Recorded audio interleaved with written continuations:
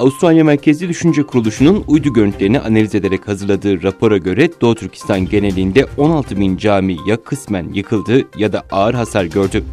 Doğu Türkistan genelinde dini ve kültürel mekanlarda yürütülen yıkıma yönelik hazırlanan rapor, bölge genelindeki camilerin toplamının %65'inin tahrip edildiğine ya da yıkıldığına dikkat çekiyor.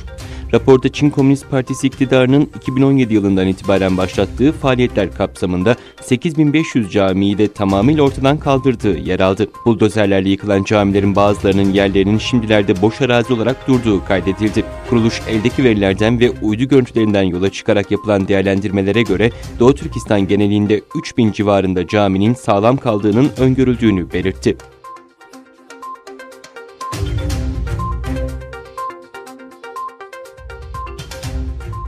İngiltere, Çin'in eğitim kampı olarak lanse ettiği asimilasyon merkezlerini kurduğu Uygur Özerk Bölgesi'nin Birleşmiş Milletler'e açılmasını istedi.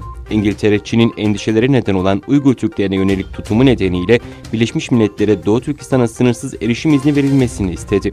İngiltere'nin Güney Asya ve İngiliz Milletler Topluluğundan sorumlu Devlet Bakanı Lord Tarık Ahmet, Birleşmiş Milletler İnsan Hakları Konseyi'nde Çin hakkında konuştu. Doğu Türkistan'daki insan hakları ihlallerine ilişkin ikna edici delillere dikkat çeken Ahmet, kültür ve din ciddi şekilde kısıtlanmış durumda. Zorla çalıştırma ve zorunlu doğum kontrolüne ilişkin güvenilir raporlar gördük. İnanılmayacak şekilde 1.8 milyon kişi yargılanmadan gözaltında tutuluyor, dedi.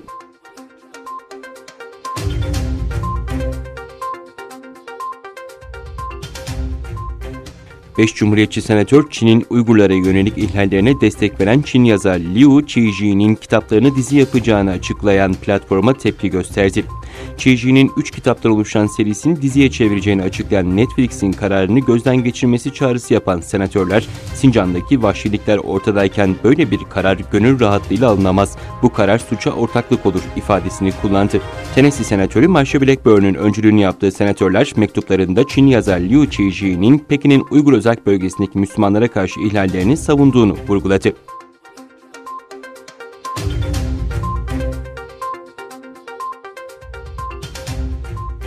Birleşmiş Milletler İnsan Hakları Konseyi'nin 24 Eylül'deki 45. oturumunda tehdit altındaki halklar adına konuşan Dünya Uygur Kongresi temsilcisi Zumrat Hanım, Uygurlara yönelik baskının şimdiden soykırım noktasına kadar tırmandığını söyledi. Konferansta ayrıca Amerika Birleşik Devletleri'nde yaşayan Uygurlardan Bahram Sintas ve Ziba, Çin'de toplama kampında tutulan ebeveynleri hakkında tanıklık verdi.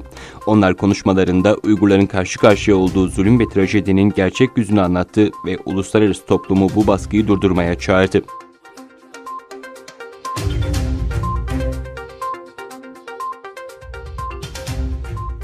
Çin'de teknoloji şirketi Huawei'ye ait bir tesiste çıkan yangında 3 kişi yaşamını yitirdi. Channel News Asya'da yer alan habere göre yetkililer ülkenin güneyinde yer alan Dongguan kentinde Huawei'ye ait tesiste yangın çıktığını bildirdi. Yetkililer 3 kişinin hayatını kaybettiği yangının itfaiye ekiplerince söndürüldüğünü belirtti. Kaynaklara göre tesis Avrupa mimari tarzına sahip ve aynı anda 25.000 çalışanı barındırabiliyor. 23 Eylül Çarşamba günü Huawei'nin dönüşümlü başkanı Guo Ping, Huawei'nin ABD tarafından tamamen bastırıldığını ve küresel tedarik zincirini tehlikeye attığını söylemiş, Washington'ın yaptırımlarını yeniden gözden geçirmeye çağırmıştı.